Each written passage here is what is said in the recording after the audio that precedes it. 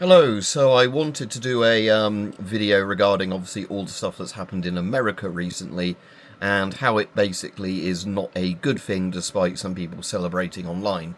So there's a guy called Charlie Kirk. Now I didn't actually know much about him prior to him being assassinated because I think he's just basically one of those Christian sort of, we don't like gays, those sort of people. I'm not trying to, sort of oversimplify this, but the point is, like I said, I didn't really know anything about him and didn't care. But the problem is it's leading to lots of people celebrating because, we didn't like the person, his opinions, therefore it's good he's been assassinated, which is a really, really bad take. And let me explain why. So, in basically, the idea is in a democracy that you can disagree on things, and how you resolve your differences is you vote in parties that, fix the issues, and generally the majority will vote in a party that is what the majority of the country wants. Now, in the 1920s and 30s, obviously, it was very famous in Europe that how political things were settled in lots of European countries was political thugs from each party, such as the black shirts, the brown shirts, like communist sort of agents, would go around and beat up and kill their political opponents because that way, might makes right. And I think in some ways we are really dangerously now close to kind of 100 years on, repeating exactly what happened 100 years ago in terms of, the fascist and communist countries coming about and, political violence for that reason becoming a normality.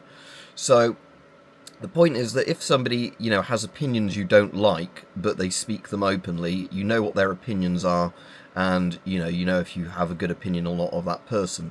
When you force people to be quiet about their opinions in in fear of political violence or whatever, being fired, all this sort of cancel culture stuff, being either fired or, attacked or even killed, that leads to a really bad situation where people might secretly have quite nasty political opinions, but they don't actually publicly tell anyone that, and then it will eventually get to the stage where they might be the person shooting you in the back of the head when they've decided they've had enough of you, kind of thing. So, we've had this really bad trend in a lot of countries. So in the UK, in the last 10 years, roughly, I think, we had one Labour MP get assassinated, one Tory MP get assassinated. Nigel Farage has been attacked a lot of times. He's currently Reform UK's sort of person. And basically, I imagine this is the same in lots of countries. I know in the US, both Democrat and Republican sort of senators and politicians and family members of them have been shot and, attacked with hammers and whatever else. And obviously, that is not a good thing if you live in a democratic country. I don't know why there are people that somehow think it is, as long as it's their side that's committing the violence and the, people dying or being beaten up are the other side. No, because this stuff will come back to you. I suppose if you were somebody who decided, I completely want political violence and I want to be in my own little militia wearing a black shirt and going around beating people up because I don't like them, maybe that's fine, but then, you have to expect it back in return. But the problem is it seems a lot of people are, I'm fine with the democratic thing, but I think, if the other people are doing better in the polls than, my party or whatever, they should be beaten up. Now, speaking of all political stuff falling apart and everything like that, because it relates to the UK, as a lot of you know, a lot of stuff is happening in the UK. Last Saturday, there was a Tommy Robinson sort of rally, sort of anti-government rally in the UK that well over 100,000 people attended. Again, there's not a really good thing on the numbers. Some people have said 1 million. I don't think it was anywhere near 1 million, but I'd imagine 100,000 to 500,000 is a pretty realistic number, closer to the 100,000 end, but there is shitloads of people. And a lot of the paid-for left-wing agitators that, again, political violence as we're getting into, that were paid to go there and disrupt it only numbered 10,000 at most, so they were massively outnumbered even for the people paid to attend to cause trouble.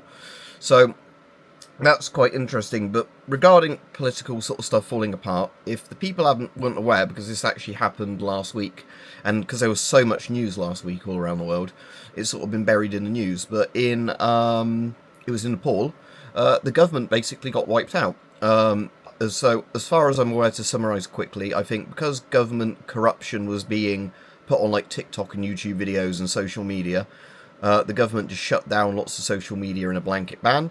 Lots of people, especially Zoomer age people, so, hats off to them, they actually did something, went out to protest about not being able to look at online videos or whatever.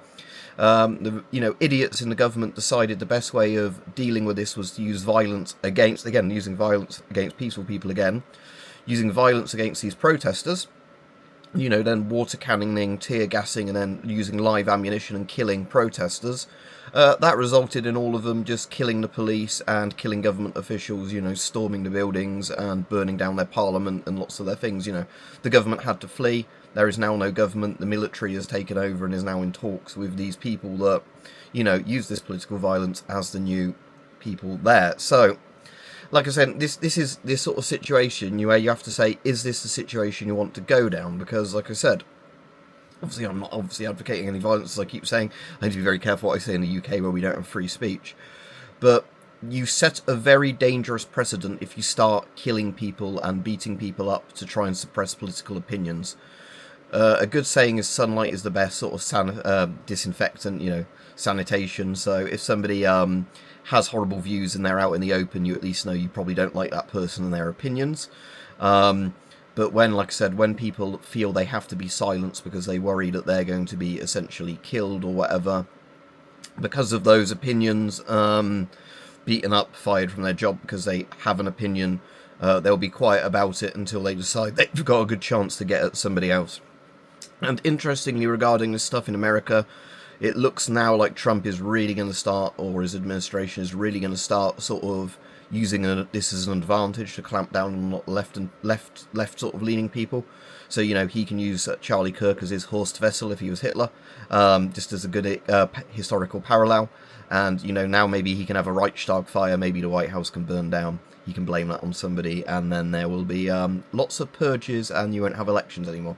That's probably taking it a bit too far, but what my point is that, sometimes in these situations, if one side does use a load of violence, it gives the other side the legal excuses to get rid of you.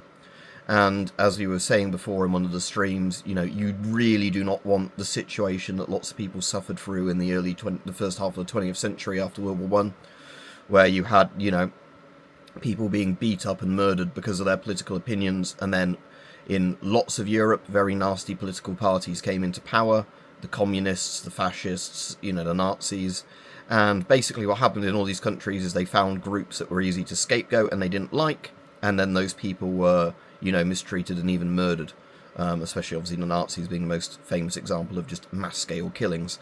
So, yes, it is never a good idea, as much as some people might think, oh, yeah, you can shoot somebody and you win the argument. No, that doesn't work, because you have to completely eradicate the sort of side you don't like, or it's going to come back and hit you even harder.